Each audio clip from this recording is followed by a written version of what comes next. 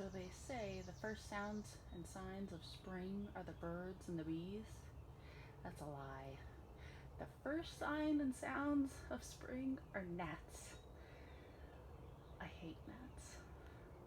In this video, I'll show you how to get rid of them, as well as a couple other things I've been working on. So, come on, let's go.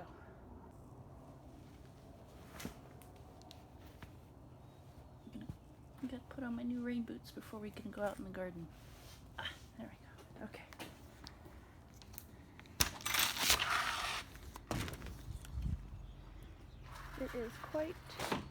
It is quite froggy out today, and I'm debating on whether or not to leave my hoops up.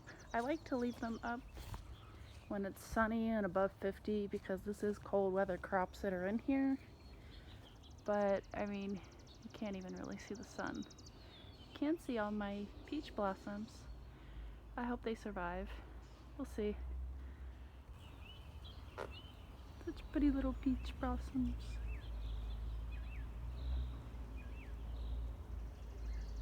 This tree isn't quite as full as this one over here. It's really showing off. All of those are getting ready to pop open. We will have tons and tons of peaches if they survive. That is the question, though. So I wanted to share a surprise with you guys that I thought was way too soon to start happening, but apparently Mother Nature thinks it's not. So look at this. I have strawberry flowers starting. Aren't they cute?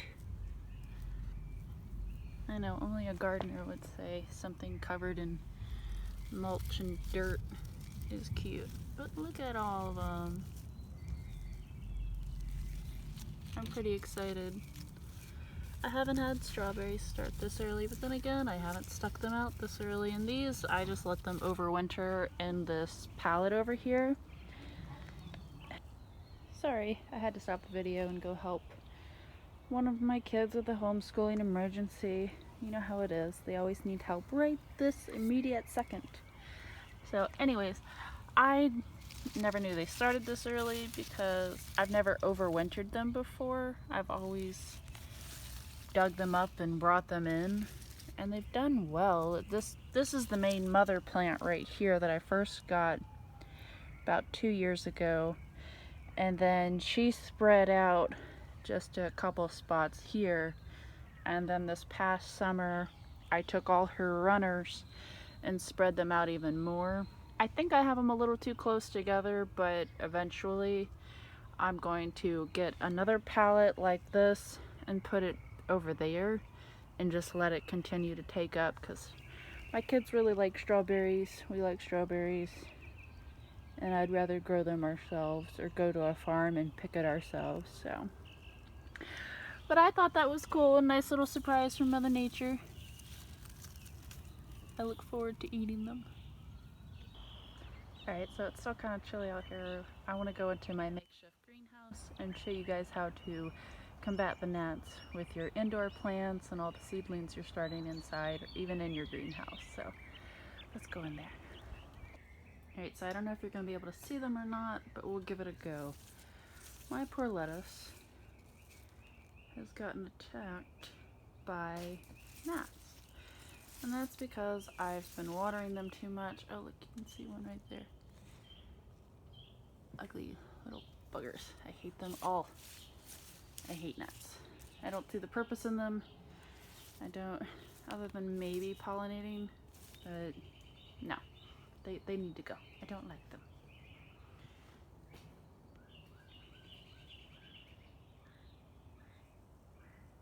Surprisingly enough, they haven't gotten into any of my other plants down here. Maybe they just haven't discovered them yet. I don't know.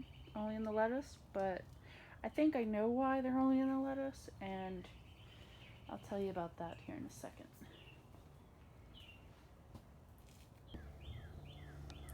Alright, so I wanted to show you guys how to combat the gnats in your greenhouse, your garden, or even inside with your indoor plants.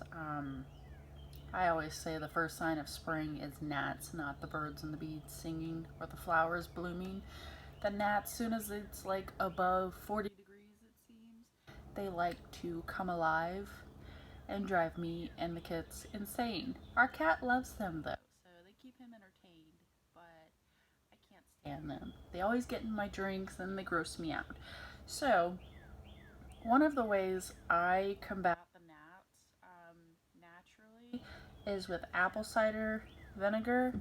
I just use simple, cheap apple cider vinegar, Dawn dish soap, and a jar of water.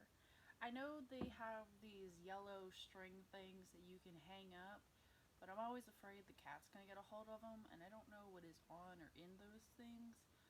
And I don't want the cat to get hurt or die or anything like that because of something I did to try to get control of a little flying around monster. Is doing so right now. So I'm gonna go get a jar of water and then show you how I set this up. Alright, so I got my jar of water, and the first thing that I do is I just put a couple drops of Dawn dish soap. This kind of helps make them drown a lot easier. You know, that sounds so cruel. Drown the bugs, but it's what you gotta do, so whatever. And then I will just fill this all the way up to almost to the top because I don't want them to be able to get in and then get out. And they will climb down in there and try to get a drink because they love water that sits out, any sugary things like apple cider, they'll sit out on it, drink from it, and the Dawn dish soap attaches to their wings and legs and whatnot and makes them drown. Alright, so you have your gnat trap, and I hope it works well for you. I've used them in the middle of summer, and they've worked out really well for me. I usually leave them anywhere that I have soil or plants or anything inside my house. I use the medicine cups. Those work out really well because they get full of gnats, and I can just dump them out real quick. Put some more apple cider vinegar, Dawn dish soap, and water in it, and then set it back. And it's kind of my sneaky little way of catching the gnats, and no one knows any the wiser. So, some of the other tips I have to combat the gnats, and I had to write them down because I don't remember anything. I write everything down. It's usually in my phone, but occasionally I will handwrite things down. So in your greenhouse or in your gardens, I wouldn't advise, especially in your greenhouse and inside, I would not advise leaving open your bags of soil. Always try to cover them up and or close them as best you can. Don't leave any unused open containers of soil like I do, because I will get stopped halfway through a project and then leave it there and forget about it when I go and help my kids do something, or I'm easily distracted and do something else. So I'll put that away here in a minute. So cover up, close all your soil bags. Um, Let the topsoil in your plants dry out, even your seedlings. Let that dry out so the gnats don't have anything to dig down and lay their eggs in. The eggs won't survive in the dry soil. So then for your seedlings, I would suggest trying to water from below. Like let me get it. I have one of these trays. And again, I just got it from Lowe's. And all it is it's a 2-compartment tray. And usually I will fill this up with water and then put my seedlings in the top part. And there's holes that the water can be sucked up into the soil. But usually the topsoil doesn't get like super soaking wet. And so it helps keep the gnats. This one also comes with a dome, and that really helps keep the gnats out of your soil as well. I'm being serenaded by birds right now all over the place. It's great. although they're kind of loud.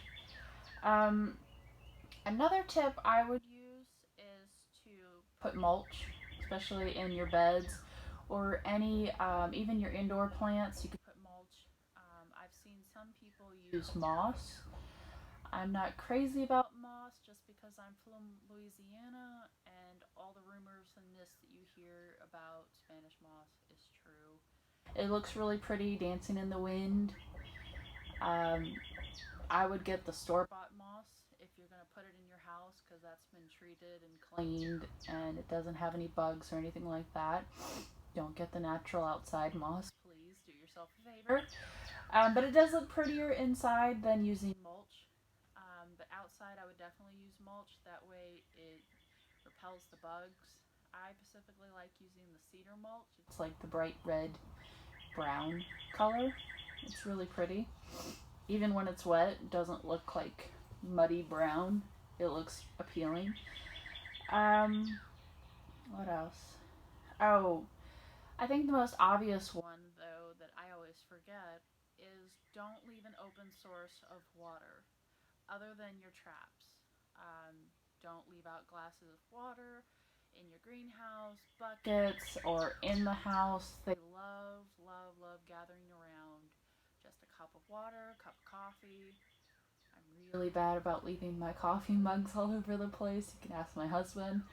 Um, but in the summertime, I really try to pick all that up, rinse it out, and have no water open in the house other than the dog and cat bowl. Um, and the last tip I have that I'm trying is to have flowing air throughout. I have ceiling fans in my house, and I have one in my makeshift greenhouse. I don't have it on right now because it makes an annoying sound and drives me nuts. But it's been helping, especially with my lettuce. And when the lettuce was seedlings and I wanted to strengthen them up, I just turned the fan on and they were gently going. And I think that's why they're also doing so well now. So having a fan, an oscillating fan, or a ceiling fan, any sort of moving air, I think helps deter the gnats because they like to be in one spot or just fly around a little bit. Not a ton, not like a fly or a mosquito where they can handle the wind and the breeze. The gnats, not so much. I think that's all the tips I have for combating the gnats. I would love to hear any tips or advice you might have on combating the gnats. Any tried or true things that have worked for you. Please comment below. I would love to know because I hate the gnats. I have pitcher plants throughout my house just to help combat the gnats. But all right, guys. Well, I'm going to go fill that tray up with some more seedlings, and thanks for joining me. I would appreciate any likes or comments